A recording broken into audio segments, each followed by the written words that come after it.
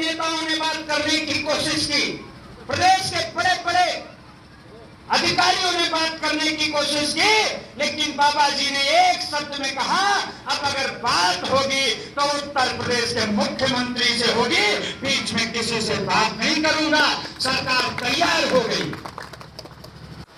सरकार तैयार हो गई। उस समय उत्तर प्रदेश के मुख्यमंत्री वीर बहादुर सिंह जी थे, वो मिलने के लिए तैयार हो गए। बाबा जी ने शर्त रखी, बाबा जी ने शर्त रखी कि मुख्यमंत्री लखनऊ से सिसौली आएंगे और वो भी अकेले आएंगे।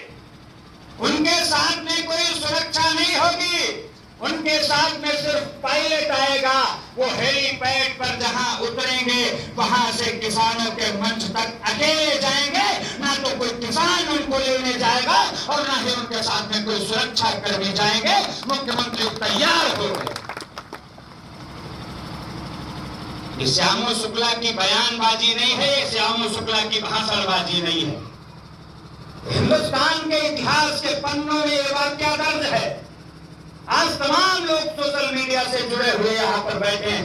आप यूट्यूब पर, गूगल पर, किसी भी साइट पर जाकर के बाबा साहब की जीवनी को अगर देखेंगे तो आपको महसूस होगा कि उनके जीवन का एक एक क्षण और उनके शरीर का एक एक कण जब तक वो जीवित रहे तब तक सिर्फ और सिर्फ हिंदुस्तान के किसानों के लिए समर्पित रहा, हिंदुस्तान के मजदूरों के लिए समर्पित रहा।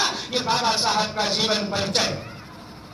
मुख्यमंत्री जी सिसौली पहुंच गए, हेलीकॉप्टर हेलीपैड पर उतरा।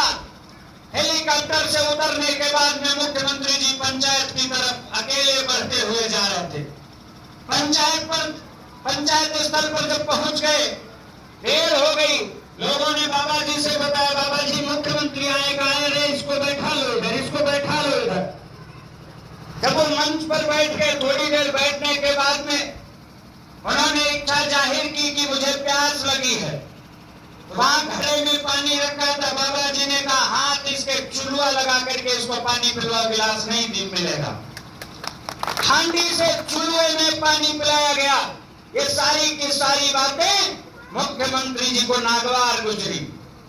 मैं उत्तर प्रदेश का मुख्यमंत्री हूं, मेरे साथ इस तरह का व्यवहार किया गया।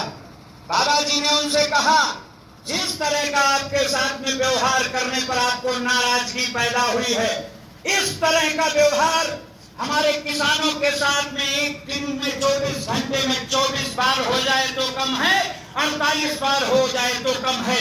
इसी तरह का व्यवहार, इसी तरह का दुर्व्यवहार आपके प्रशासन के लोग, आपके शासन के लोग हमारे किसानों और मजदूरों के साथ करते हैं। वैसे ही गुस्सा मेरे अंदर भी पैदा होती है, वैसे ही नाराजगी मेरे अंदर भी पैदा होती है। इसलिए आपको ये प्रैक्टिकल करके दिखाया गया है कि आप आकलन कर लो कि अगर किसी के साथ में इस तरह का व्यवहार होता है तो उसको कष्ट कितना होता है। हाँ, आप मुख्यमंत्री हो, आपके हाथ में ताकत है, आपके हाथ में सिस्टम है, आपके हाथ में पावर है, आप उसके सारे किसी का भी नफा नुकसान कर सकते हैं। हम लोग सिर्फ हाथ जोड़ करके निवेदन कर सकते हैं और उस निवेदन का नतीजा ये है कि मुझे हर कदम पर दुश्वारियां मिलती हैं, हर कदम पर दुर्व्यवहार मिलता है, हर कदम पर मुझे अपमान